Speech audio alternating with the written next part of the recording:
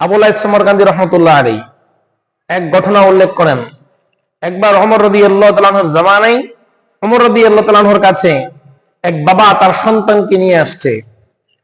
কেন নিয়ে আসছে?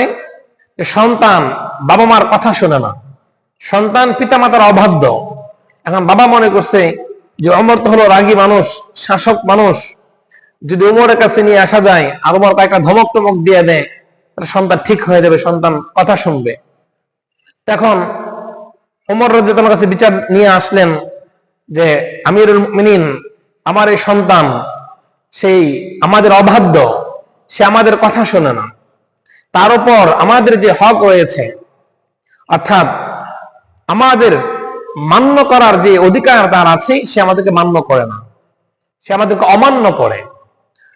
তখন ভাবছিল যে ওমর হয়তোবা শাসন করে দিবে, কিন্তু ওমর রাদিয়াল্লাহু তাআলা ছিলেন ন্যায় পরায়ণ একজন শাসক। তিনি উভয় পক্ষের কথা শোনেন, তারপরে ফয়সালা করেন।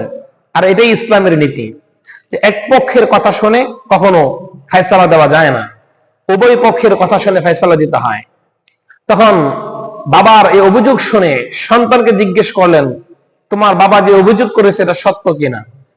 তখন সন্তান বলতেছিল, আমিরুল মুমিনিন, সন্তানের উপর পিতামাতার অধিকার আছে কিনা? পিতামাতার উপর তো সন্তানের অধিকার আছে, এখন সন্তানের উপর পিতামাতার অধিকার আছে কিনা? তখন ওমর বললেন, হ্যাঁ অবশ্যই পিতামাতার উপর অধিকার আছে। এক নম্বর অধিকার হচ্ছে সন্তানের জন্য একটা ভালো মায়ের ব্যবস্থা করা, 2 নম্বর সন্তানের জন্য সুন্দর একটা নাম রাখা, 3 নম্বর সন্তানকে কোরআন শিক্ষা দেওয়া। তখন সন্তান বলতেছিল, আমিরুল মুমিনিন, আমার বাবা এক বান্দিকে বিবাহ করেছে আর আমার এমন একটা নাম রেখেছে যে ফাহাল, এ নামের অর্থ সেটা সুন্দর নয়, এবং আমার বাবা আমাকে কোরআন শিক্ষা দেয় নাই।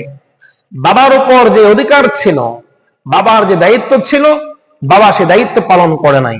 তখন ওমর রাদিয়াল্লাহু তাআলা আনহু রাগান্বিত হয়ে লাঠি বাবার কাঁধে ধরলেন, বাবাকে বললেন, তুমি তো তোমার দায়িত্ব আদায় করো নাই, তুমি তোমার অধিকার আদায় করো নাই, তোমার উপর যে দায়িত্ব ছিল সন্তান লালন পালন করার, ওই দায়িত্ব তুমি পালন করো নাই, এজন্যই তো সন্তান তোমার অবাধ্য হয়েছে, তোমার